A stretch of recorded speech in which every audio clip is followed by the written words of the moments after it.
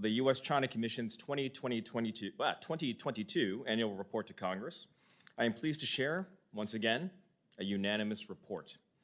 Our unanimity reflects the bipartisan nature of this commission and the growing bipartisan approach to China policy. I would like to thank the Commission staff for their outstanding and tireless work on this report. I'd also like to thank the many witnesses and experts with whom the Commission consulted throughout the year. And I would like to thank my colleagues on this Commission for their commitment to our mission. Our relationship with China is, to say the least, complex, and building a consensus approach with recommendations that can be turned into legislative action requires expertise, patience, and wisdom. It's an honor to work with you all. This report has 39 recommendations for Congress across a broad range of economic and national security topics. We look forward to briefing members and committees of Congress today and over the coming days and weeks. And what we'll say to them is that 2022 may prove to be a watershed year for the Chinese Communist Party and for America's response to its ambitions. General Secretary Xi Jinping perhaps desired a smooth year leading into the recently completed 20th Party Congress. He likely desired a string of successes domestically and cordial relations abroad that would lay the foundation for him to take unprecedented personal control of the party and Chinese government organs. But he didn't get that. Instead, 2022 was a year of difficulties for China. Domestically, China continued to struggle against the COVID pandemic that featured a string of draconian lockdowns of even China's most modern and populous cities. China is also experiencing a slowing economy, one weighed down by those same COVID lockdowns, and a strained property sector that had long been an engine of Chinese wealth creation. And externally, the tensions between China and the free world became sharper. The year began with Xi hosting a Winter Olympics in Beijing that he hoped would be a showcase for China's ascendance in the world. But it was marred by protest and diplomatic boycotts over the ongoing genocide in China's Xinjiang region. And just prior to the Games, Xi announced a no-limits partnership with Russia's Vladimir Putin. 3 weeks later, Putin initiated his unprovoked invasion of Ukraine, putting that new partnership and China's ties to the rest of the world to the test. That invasion is taking place a continent away from the Taiwan Strait, but it has focused minds around the world on what conflict across the strait could mean. The unified response of the United States and its partners in Ukraine to the Ukraine invasion has given Xi a look at the economic sanctions and other measures China might face should he decide to use force against Taiwan. And he is likely redoubling his efforts to insulate China's economy from sanctions as a result.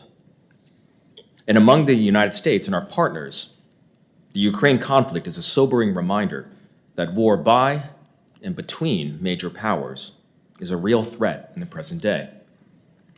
And that should force us, with new urgency, to realistically evaluate how to reduce our own dependence on China for critical goods, how to bolster our means for deterring conflict, and how to build strong coalitions to respond to conflict and coercion. A number of the Commission's recommendations try to advance that very effort. We recommend the creation of a permanent interagency committee that can plan for the imposition of sanctions and other economic measures on China. We also recommend the creation of an Economic and Security Preparedness and Resilience Office to ensure that we, ourselves, are prepared to withstand and win long-term competition and conflict. And we recommend that Congress make available significant additional multi-year defense funds to our military in conjunction with a U.S.-Taiwan joint planning mechanism that would bolster Taiwan's own commitment to increasing its defense spending. This was anything but a smooth year in U.S.-China relations. But it's been a clarifying year. Xi's personal and strategic ambitions for his and China's place in history are clearer than they've ever been before. And so is the need for the United States to take resolute steps to preserve and defend our interests and ideals in response. Thank you. I'll now turn to Vice Chair Kim Glass. Thank you, Chairman Wong, and good morning.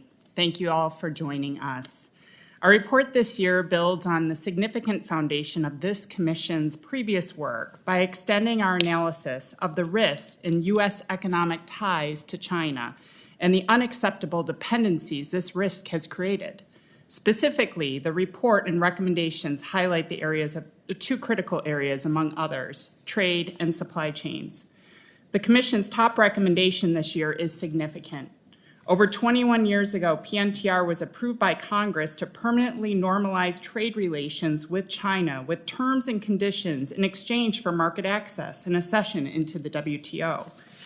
At a time of congressional debate on this topic, there was acknowledgement that the conditions to which China agreed, if it complied with them, would address the systemic trade distortions experienced by U.S. companies and workers and level the playing field.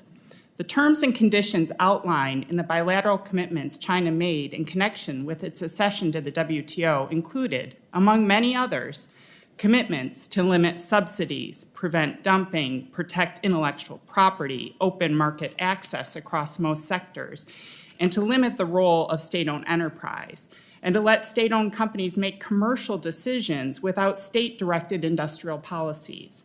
Yet decades later, the United States has experienced the substantial impacts of excessive subsidies and overcapacity, IP theft, and coerced tech transfer, and market access restrictions that have harmed the U.S. economy, workers, and our supply chains, creating significant vulnerabilities to the United States' economic and national security. The Commission's top recommendation is for Congress to direct the administration to immediately undertake a review of China's compliance with these commitments, and if this analysis concludes that China has failed to comply with the provisions agreed to for the establishment of permanent normal trade relations and its accession to the WTO, Congress should consider legislation to immediately suspend China's PNTR treatment and to further assess new conditions for renewal of normal trade relations with China. Our annual report further provides a menu of policy options to mitigate the impact of China's trade practices, focusing on areas in which the United States can lead in the global arena. We also highlight opportunities to work with like-minded allies and partners to rebuild a trade system that protects the interests of workers and innovators and prevents the transfer of sensitive and dual-use technologies into the wrong hands. China's integration within the global trade system without meeting its obligations that integration was conditioned upon not only challenges U.S. commercial interests, but also leaves us highly dependent on China for products and components essential for our national well-being. Russia's attempts to use energy as a weapon has underlined the threat to the United States and other countries of excessive dependence on potentially hostile foreign powers for critically manufactured products and materials.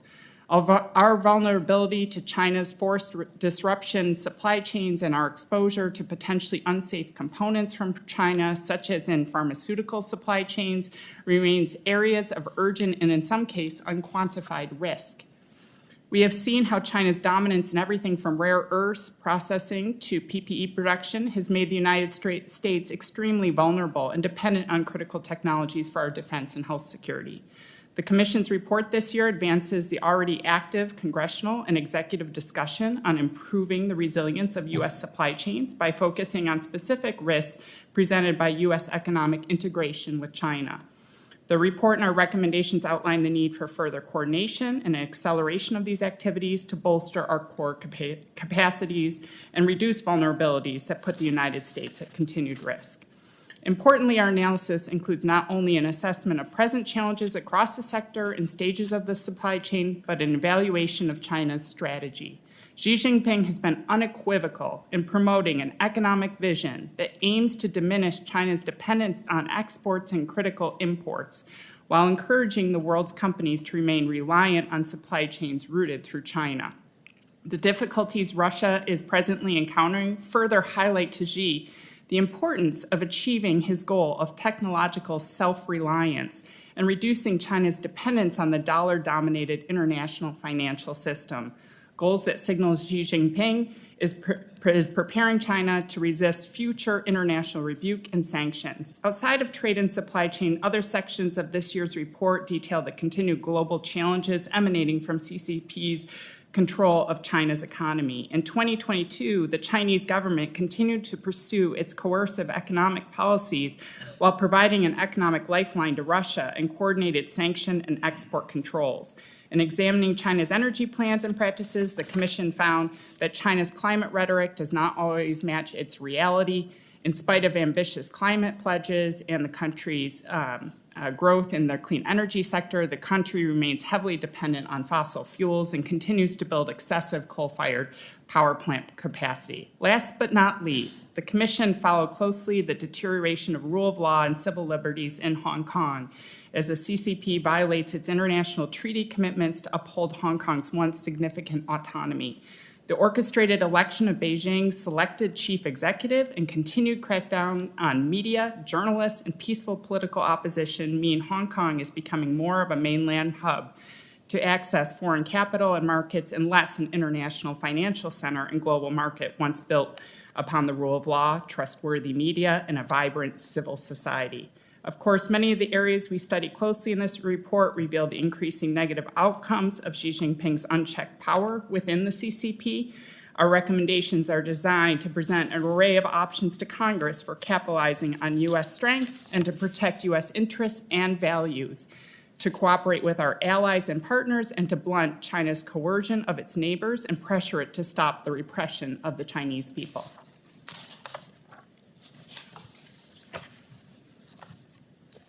Thank you, Kim. I think we'll now open it up for questions from the audience. I'll be passing around this mic. If you want to just state your name and affiliation, I'll come over to you.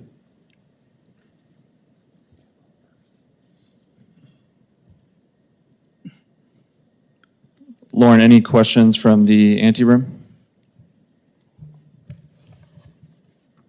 Hi, yes, we have several questions that have come in online.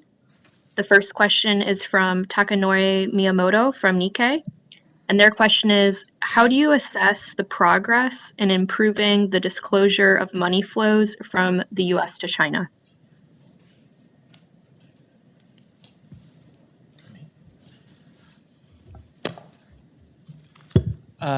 Thanks for the question. There was a huge step forward a couple of years ago when the Department of the Treasury first started disclosing nationality-based recipients of U.S. outbound investment. If you look at the monthly figures Treasury puts out, they say the largest recipient of U.S. investment is the Cayman Islands, which is highly unlikely if you've ever been to the Cayman Islands.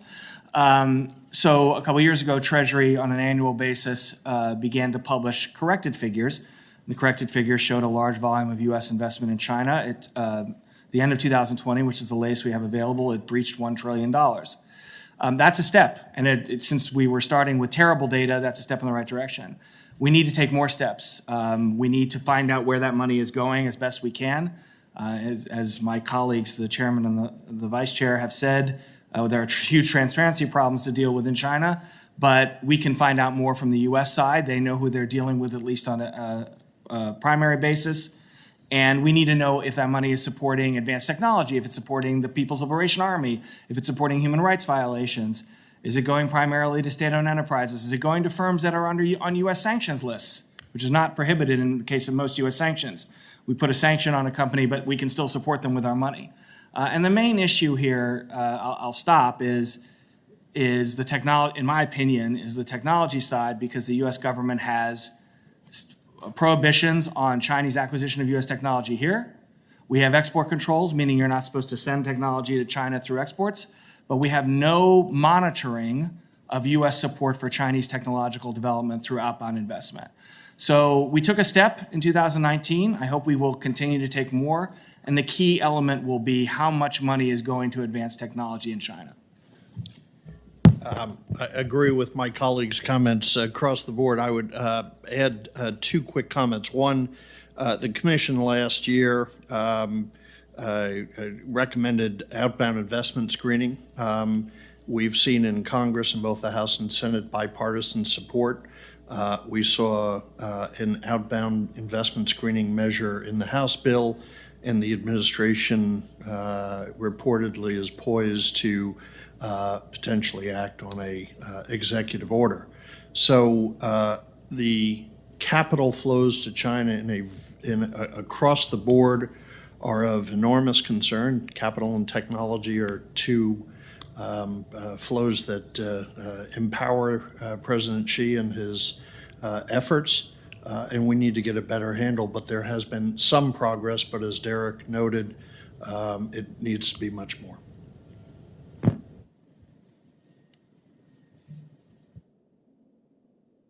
Okay, the next question we have from our Hey, online Lauren, guests. I think we have a question here in the audience, actually. Okay, great. My name is Yashar Parsi. I work for Senator Ernst. I was wondering if the Commission considered the efficacy of conditionality on security assistance to Taiwan, particularly regarding an asymmetric defense acquisition strategy. Secretary Shriver might speak to this.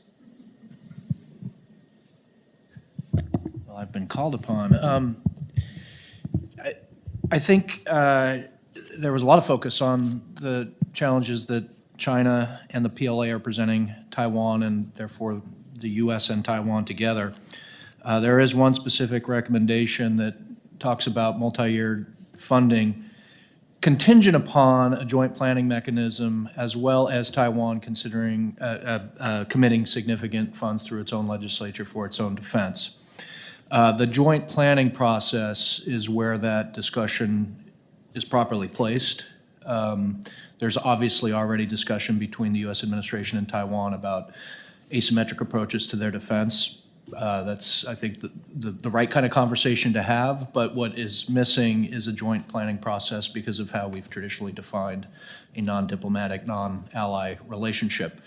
So in that particular recommendation, I think we address your issue of interest there.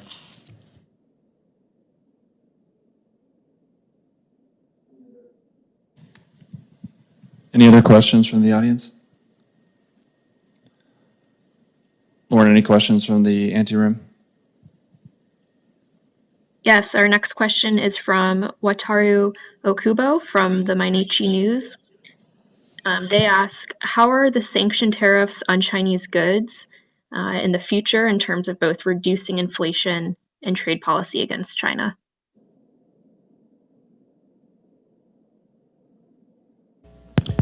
I assume by the question sanction tariffs that you're referring to 301, existing 301 tariffs, so I'll respond on that basis. The 301 tariffs that were imposed under the Trump administration were done after an extensive investigation under Section 301 into China's policies and practices on innovation, technology, et cetera. And they have helped spark activism among U.S. companies in terms of looking at supply chains, in terms of how they may either alter them to reshore them or friendshore, as is known. We have seen other follow-on actions by both the Trump and Biden administration. In terms of the inflationary or supposed inflationary impact, those tariffs were imposed more than 2 years ago, almost 3 now. I believe the highest assessment of the potential impact of reducing those was done by the Peterson Institute, and it was 0.23%, and it was not a durable impact. So I think the inflationary impact of those tariffs has been minimal at best, and were designed to address the substantial and long-term harm that had been laid on the U.S. Economy, production, and workforce. If there's a separate question you're looking for, happy to answer it, but those are the only present tariffs subject to, if you will, sanctions.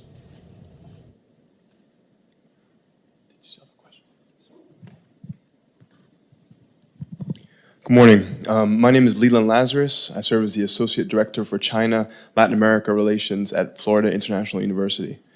And I had a question about whether the Commission discussed how China's domestic economic issues, the housing crisis, the slow decay of Evergrande, the 20% youth unemployment, and of course the effects of zero COVID, how will that have an impact on China's foreign policy economic goals, specifically Belt and Road, the Global Development Initiative, and the Global Security Initiative? I can take it. I don't want to focus too much on China in the last year.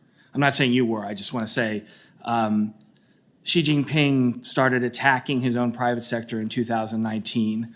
That obviously discourages the private sector from taking various kinds of risks, both domestic and overseas. So when you're looking at China's going out program in the Global Development Initiative or Belt and Road, when the private sector feels like it's under attack or at risk at home, it's going to be less involved. Then COVID comes, and you can see a very sharp drop in Chinese global engagement, which has not, depending on what numbers you use, it hasn't really recovered. So there's clearly an issue, a link there. My own, I don't want to speak for the Commission because this is not a recommendation, it's just a recollection. I think we talked about China's domestic economic issues a lot. We talked about the property problem. We talked about the attack on private sector. We talked about zero COVID as repressing Chinese economic activity. Those are all voluntary choices by China, where they certainly have had time to evaluate their impact on their foreign economic policy. I don't think we talked that much about their foreign economic policy because I think their foreign economic policy has faded, both in its quantitative and qualitative importance. So there's an implied link there, because we spent a lot of time talking about domestic problems, and then we didn't really spend as much time as we would have in past years talking about international economic approaches. Aaron? We did talk a bit about the projection of much lower growth, sustained lower growth rates in China, and some initial consideration what the implications might be, but not an extensive discussion. One other point, though, and this is not in our report, so it's just an observation. It's clear that China's external activities, including under the rubric of Belt and Road, are not exclusively economic, where they don't simply take the form of large-scale investment. There's a good deal of lower-cost activity which is intended to cultivate political influence, among other things, and that is not going away. In fact, the initiation of this Global Development Initiative is probably an indication that, in fact, they're going to increase their attempts to expand their influence in the Global South, even if it doesn't take the form necessarily of massive investment projects.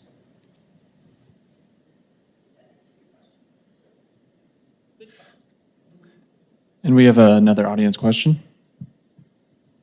Good morning. I'm Nat Ahrens from the American Mandarin Society. I'm really happy to be here in person with all of our Mandarin Society fellows. I was also really happy to see your first recommendation for a new FFRDC focusing on open source translation and analysis. And I was wondering if you could talk a little bit more about why was that suddenly raised to prominence this year? Why is it a priority? Where's the gap that you saw? And perhaps how do you see that functioning? Aaron? I believe actually, I don't know if it was 2 years ago that the Commission recommended something similar. I know that there's a bill pending which would recreate something like the Open Source Center that existed down to, I believe, 2015 or 2016. I think the sense we had was that particularly as China has become even more closed, as the system has become even more closed, it is that much more important for outside observers to take full advantage of the information that is available, often in the form of discussion, debate, articles that are published in Mandarin but are not necessarily translated into English. There's more activity that's underway on the part of both private organizations and some FFRDCs. The Air Force has a group that focuses on articles that relate to aerospace issues. The Navy has one and has for some time on maritime issues. But there is no sort of central clearinghouse for all of that information. And there's also a gap. Since the Open Source Center was closed off, it used to provide a steady volume of translation of a variety of different kinds of materials that are useful to analysts in the private sector, to academics, and that has gone away. So I think our feeling is that this is even more important than it's been in the past. And we're still taking audience questions, so raise your hand if you're interested in that.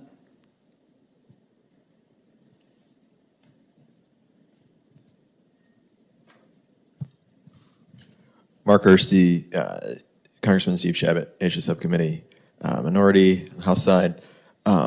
Question goes to what you were talking about regarding the joint planning mechanism. What role does Congress have to play there? Should we stick is that the report recommendation? Is do we have to tell the DoD to do it? Where's the blockage point on this? Is it simply political will in the executive branch?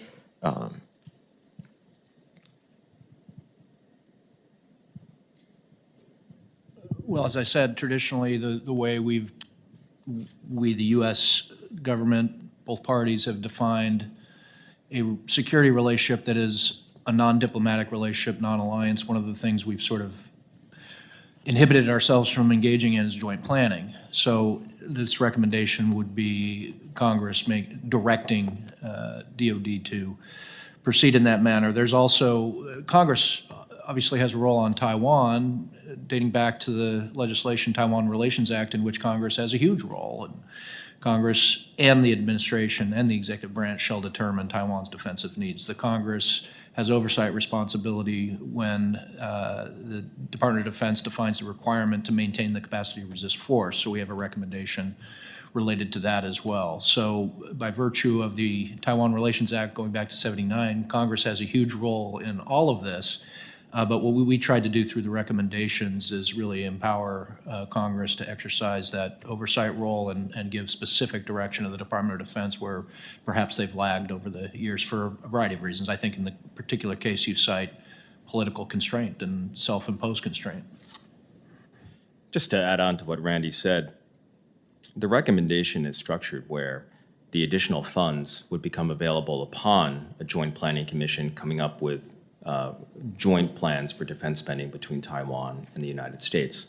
So there's a positive incentive there for both whatever administration, for the administration, the U.S. administration, as well as the Taiwan administration to jointly plan to get access to those funds. So again, positive incentive there. But touching on what Randy had mentioned, that this is a self-imposed prohibition on this type of joint planning. I think people would say, well, this might be provocative. This might elicit a reaction from Beijing, and that may be the case. But what's clear here is that type of joint planning would yield great benefit in our own ability to plan for a conflict if we choose to enter that type of conflict, but also enhance the deterrence value of our spending, of our messaging toward Beijing. So we're getting an immense benefit here, even if there is some reaction to Beijing, from Beijing. Beijing will always react to anything we do. The question is, what kind of benefit are we getting to deter conflict and maintain peace across the Taiwan Strait?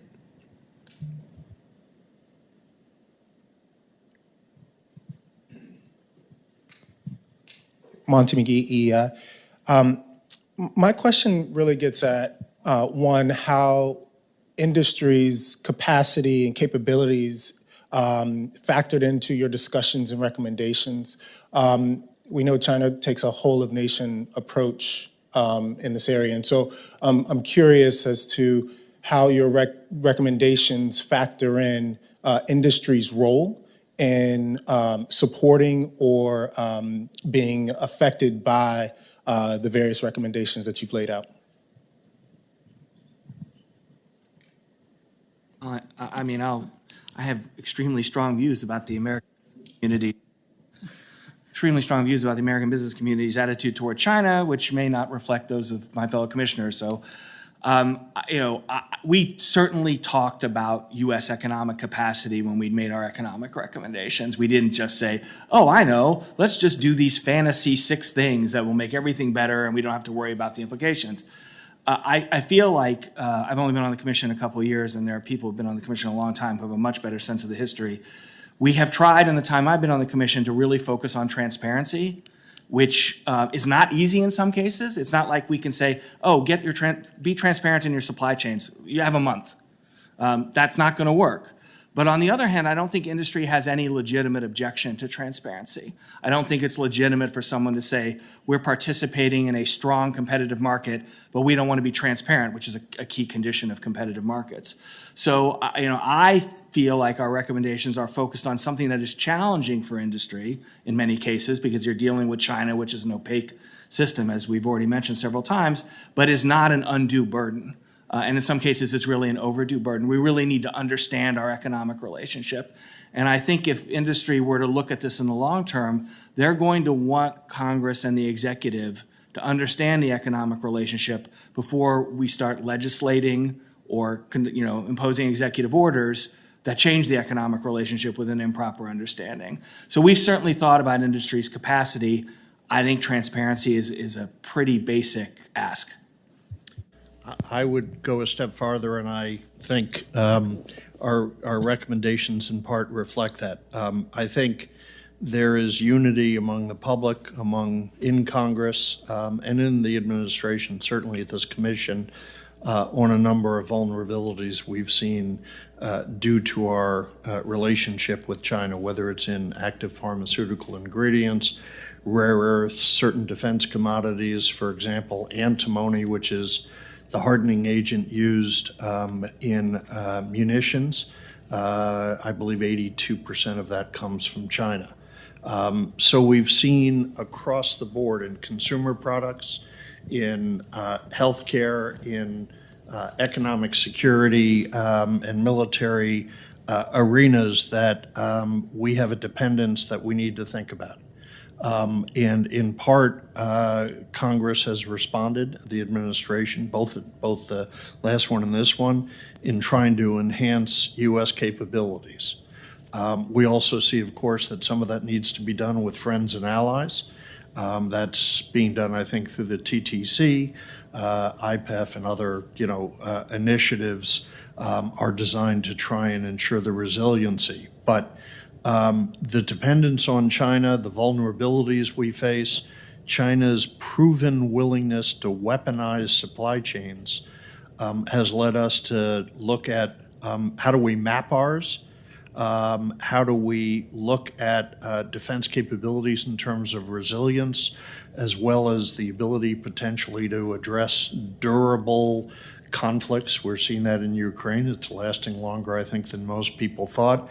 We don't know if there's a Taiwan scenario, how that will play out, or other challenges. And American industry has a role to play there. So I think over the years we've seen the dependence, the vulnerabilities, and some of our recommendations are designed to enhance U.S. actions.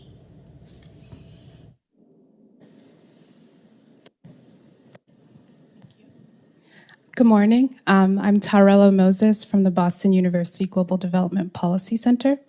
I'm really interested in the Economic and Security Preparedness and Resilience Office. I'm curious to know if this will primarily be under Congress or if it will involve other agencies throughout the government. And if it does involve multiple actors, what are your recommendations on making sure that it's not a bureaucratic office and decisive decisions can be made should it be needed? Our conception of this is that it would be in the executive branch, and then in fact it has to be at the pinnacle of the executive branch, so in the executive office of the president. and that there are two parts. One would be involved in ongoing mapping of supply chains, not every supply chain, but a set of critical supply chains.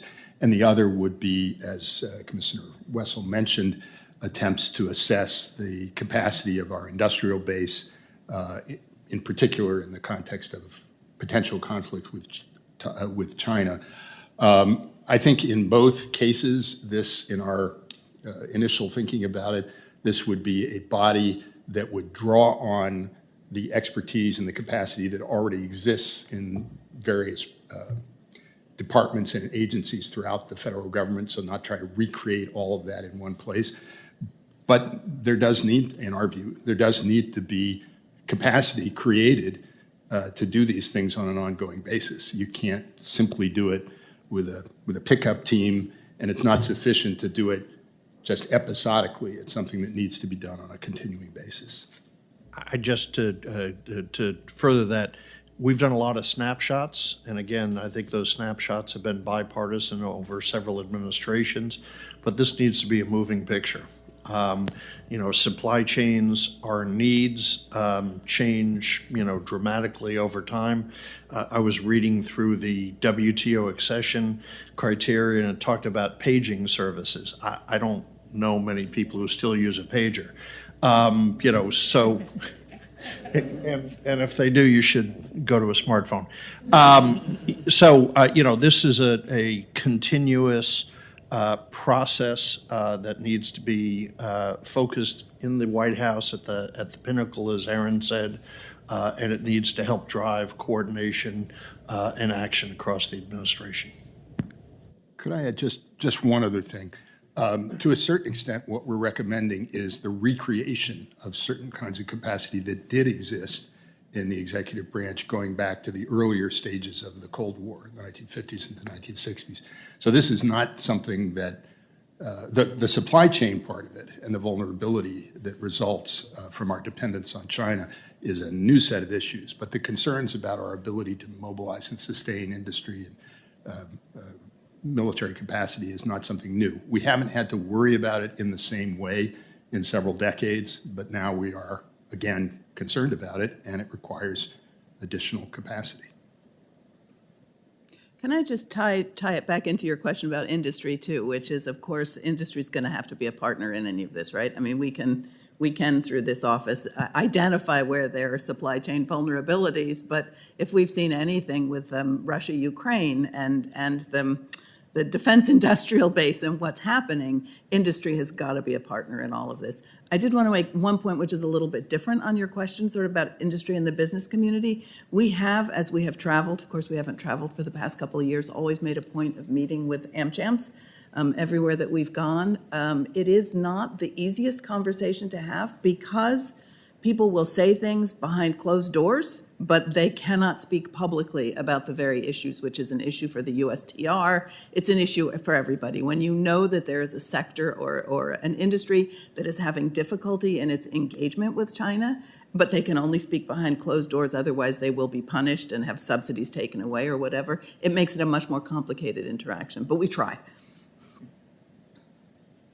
Can I just, I don't mean to belabor this, but I actually think not only is industry an active partner, but some of the information that we as a commission are recommending, both in terms of the Supply Chain Resiliency Office, but also our recommendations on APIs, recommendations related to procurement strategy and understanding transparency in our supply chains.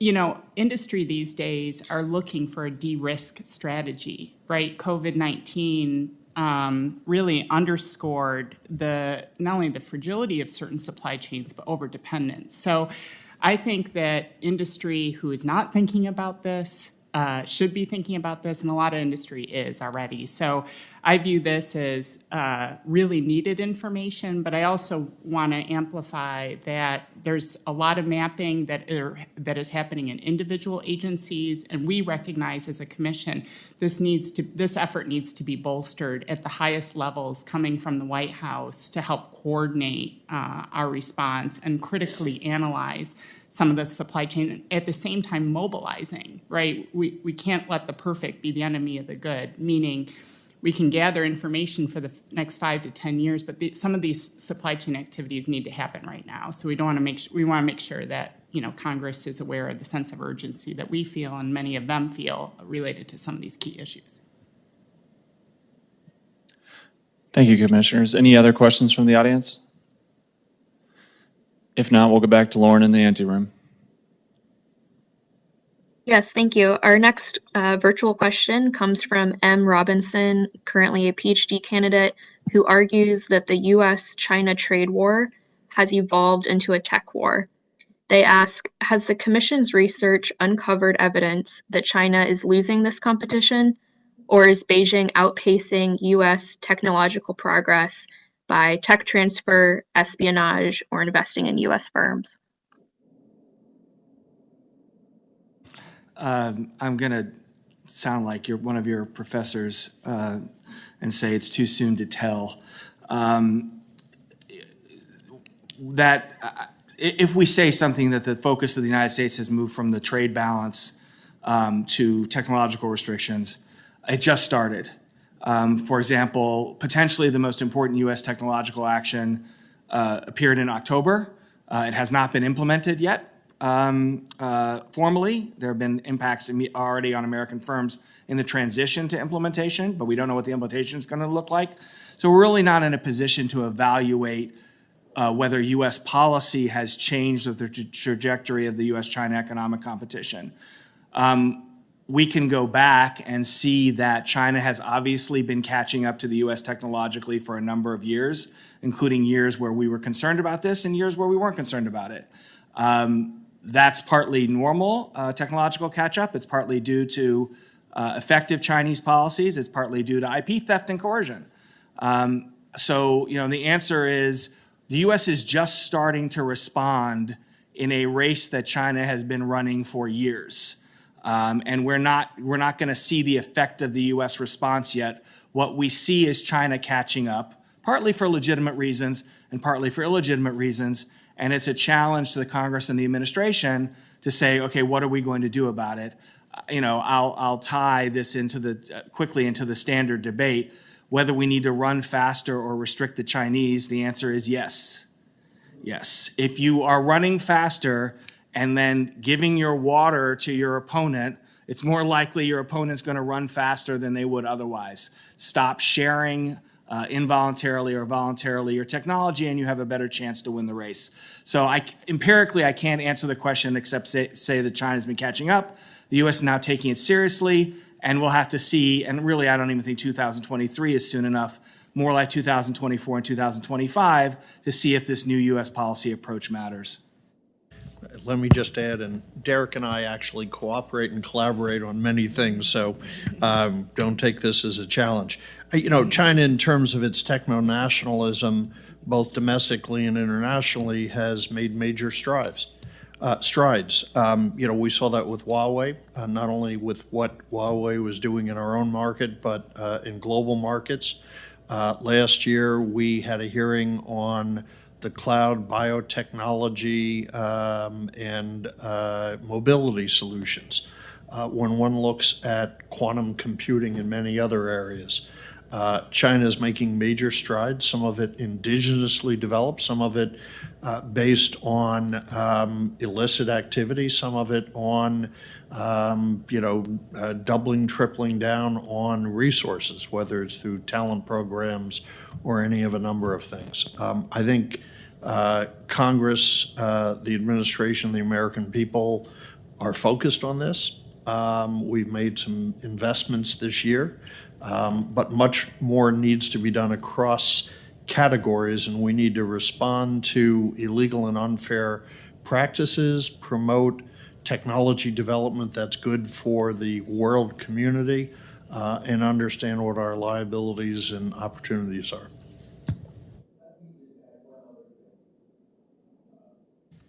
Which is, let me just say, as a former reporter, sometimes the press coverage can be misleading. It's not an either-or between tech competition and trade competition. There's been a lot of coverage, rightly, about the administration's actions on semiconductors and tech, but that doesn't mean that the trade competition is somehow gone away or disappeared. It's not either or.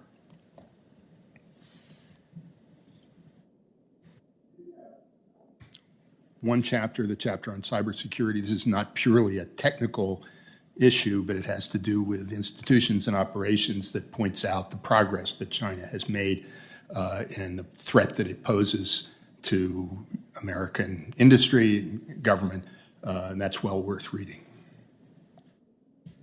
Yeah, I would recommend that chapter on cyber to the audience and anyone listening, because it does chart the immense progress that China has made over the past 10 years to perhaps, if not becoming a peer competitor to the United States in terms of cyber capability, something close to it. And their cyber threat is multifaceted. It's not just in terms of military cyber capabilities or even traditional espionage, but it's in the economic realm that their spy services, their espionage services, their intelligence services are deeply entwined with the quote-unquote private sector in China to prosecute economic espionage through cyber means. Lauren, you can keep going. Next question is from Kenneth Neunenkamp from Morgan Lewis.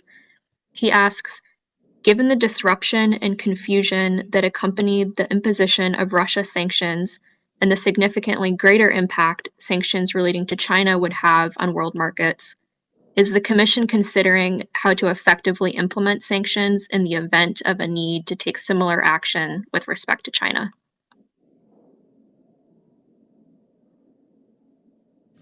We do have a recommendation on for the creation of some kind of interagency committee that would exist on an ongoing basis and would do advanced planning for sanctions. One of the witnesses that we had, who I believe had served in the previous administration, made the point that the reason that the U.S. and its allies were able to implement sanctions so quickly and so effectively against Russia was that there had been a good deal of advanced consideration and advanced planning, but that is not ongoing and not focused on a full range of possible contingencies. So we do suggest that, partly because we believe that the visible preparation for that kind of action can help to contribute to deterrence. It's not going to be sufficient in and of itself, but Chinese leaders have to be clear in their minds that if they do something like attack Taiwan, they would face enormous economic consequences and action, not just from us, but from allied countries. I would say that, we cannot recreate the executive branch and in all of its capacity, and nor is it our job to be telling the executive branch how to implement sanctions in a time of crisis. But I do think both some of the research that the Commission staff have done, thank you, Commission staff, and the transparency recommendations that were discussed previously, that's part of understanding sanctions impact. If you don't understand your supply chains, for example, if you don't understand your financial relationship, because you don't know where money is going, you're not going to understand the impact of sanctions. So I think the Commission's role is to try to improve the information environment under which the sanctions planning can occur. If we were all sitting here a year from now and said, wow, we've really made strides on transparency, I think regardless of how it came about, U.S. sanctions policy towards China would be much more effective. So I think we're laying the background for this. The execution in times of a crisis would be in the hands of the executive branch. I could just underscore one point that the chairman made in his opening as well. China's aware of this as well. I mean, they see this framing through the Ukraine crisis as what might happen in the event of a cross-strait conflict. And as the chairman indicated, they're redoubling their efforts to shore up their own vulnerabilities and dependencies in the event of sanctions being imposed. Unless there's any questions from the audience, Lauren, you can keep going. Okay. The next question comes from the Millennium Project. They ask, has the report assessed China's BRI nations, like Sri Lanka, where strategic projects are acquired for long-term with military ambition, threatening the sovereignty of the country and threatening regional security in South Asia?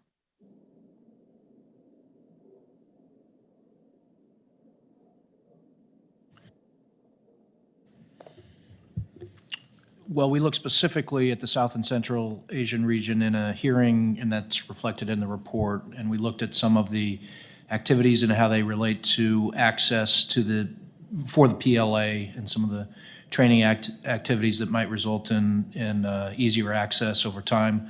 We also had a portion of our wrap-up hearing that looked at the Pacific Islands and some of their activities there, most notably the conclusion of the security pact with the Solomon Islands and the ability of the PLA to have access there going forward as a result of that agreement.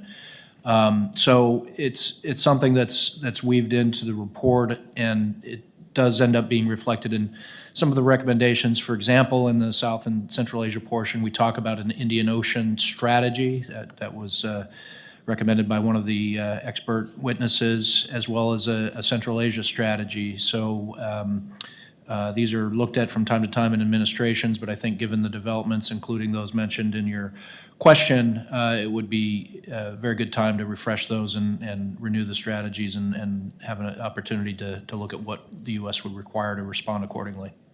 And again, over a course of the number of years, we have raised concerns and asked questions about debt dependency that's happening. Sri Lanka is a country that has shown up repeatedly in terms of what is China expecting that they are going to get, because Sri Lanka can't service its debt.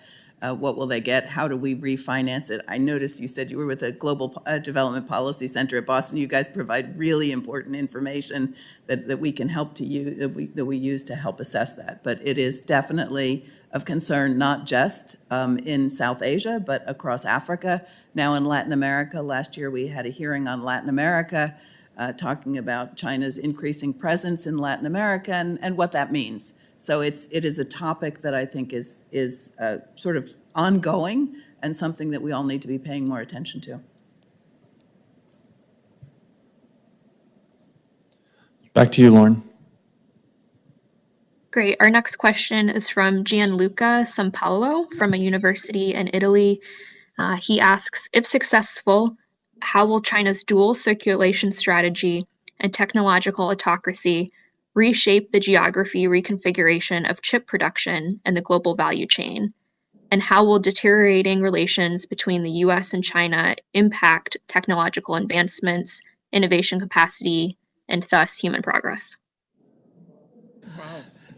Is that your thesis topic by any chance? Read the report. I'll take a stab at part of that. Just because chips are not only relevant to you at an Italian university, but obviously very relevant here in Washington, I think there is good understanding on the Hill that we have tried to contribute to in the Commission, that the battle with regard to semiconductors is not just a battle of who has the most advanced semiconductors. That's part of it. But it's also a battle of production. Maybe in the past, the U.S. has been focused on maintaining more advanced technology than China with some success, and we haven't realized that the production side of this also matters. So very concretely, most military chips are not the super advanced chips. So if you want to supply semiconductors to your military, and we all know we have semiconductors in our cars, they're everywhere, who are you getting them from? Is an important question, not just that you have the capability to design the most advanced chips. So what China is looking to do in semiconductors is exactly the same thing they've done in a number of other industries, which is dominate global production in those areas. And if we focus only on the most advanced chips, we might not care. But that would be a mistake. I think Congress recognizes the mistake. It's something the Commission has addressed, that you have to care about the supply chain as well. And I'm going to give a concrete example outside the United States that I happen to be aware of, but I think it's illustrated because you were talking about global geography. Germany just turned down Chinese acquisition of a German wafer plant. It was not a huge acquisition. It was 85 million euros, which I think now is $6. So it wasn't a multi-billion-dollar acquisition, and it wasn't advanced technology. So what was the reason? And the reason was the German government was concerned about the reliability of its supply to its own manufacturers. And that is something the Commission has been talking about in various ways for a long time. We talked about it in this report. Your question about China. China would love to be the most advanced semiconductor manufacturer in the world, but That's one goal. Another goal is to be the dominant semiconductor manufacturer in the world, whether it's advanced or not. I don't think it will work because I think, unlike some other industries, not just the United States, but we had questions about partners, our partners and allies are all also aware of this. So the Chinese are certainly trying to replicate their success elsewhere. They have advantages without question. I don't think they will succeed in this case, and I think the evidence for that is awareness, both where we're sitting right now on Capitol Hill, but also in a country like Germany, which is quite pro-China in its economic policy, but still is concerned about these changes in economic geography. Let me just quickly say that this is an issue we've looked at for quite some time. We've held hearings on it in the past. We've looked at supply chains relating not only to the final production of chips, but the chip production equipment, ASML, X-ray lithography, things that are now currently in the news, as well as I mentioned earlier, outbound investment. A number of steps have been taken by this administration and some of our allies to look at what the ecosystem is in technology. But the story is yet to be told or yet to be written. We've taken some initial actions. Much more needs to be done. China has seen the threat or has decided on the importance of this. When you look at chip production in China, their acquisition of chip production equipment is dramatically higher than their chip production. So they've been hoarding equipment, et cetera, understanding that some challenges are about to take place.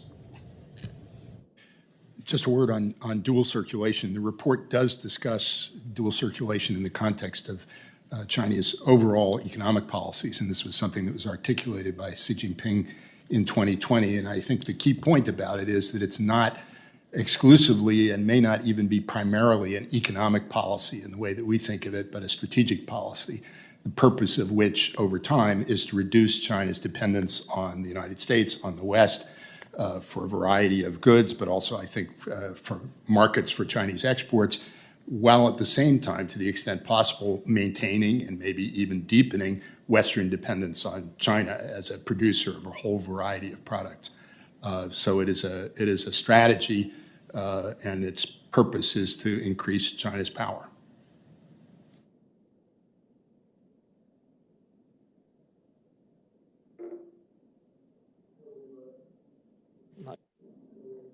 Okay.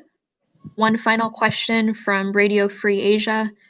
They write, China has been maintaining a close tie with North Korea and has used veto power to additional UN Security Council resolutions to put more pressure on North Korea in order to condemn the DPRK for escalating tensions among the region and the world by firing unprecedented number of missiles this year. Does the Commission have any recommendations for how China may cooperate with the U.S. and other international partners to deal with North Korea issue more unilaterally? Well, we don't cover that particular topic in this year's report, but you are correct that the increasing pace of missile testing and the specter of a possible additional nuclear test by North Korea is greatly worrisome. I'm a former negotiator on the part of the U.S. For the denuclearization of North Korea, so I watch it closely.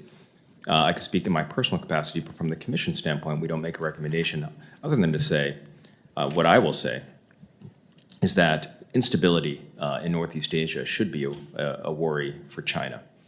They have not shown the forthright effort that perhaps they showed a little bit of in the 2017 period to be helpful at the United Nations and in other venues to pressure Pyongyang to come to the table, to cease its hostile activities, and to ultimately denuclearize.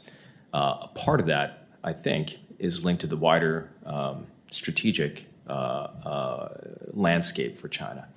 When there is heightened tensions for China with the United States and the rest of the world, they tend to tighten up their relationship with their one actual ally, which is North Korea. So it's not surprising that they've let up on some of the perhaps the pressure that we saw in 2017. Can we get them back to that level of pressure that's required to work cooperatively with us? I don't know. It might take some time.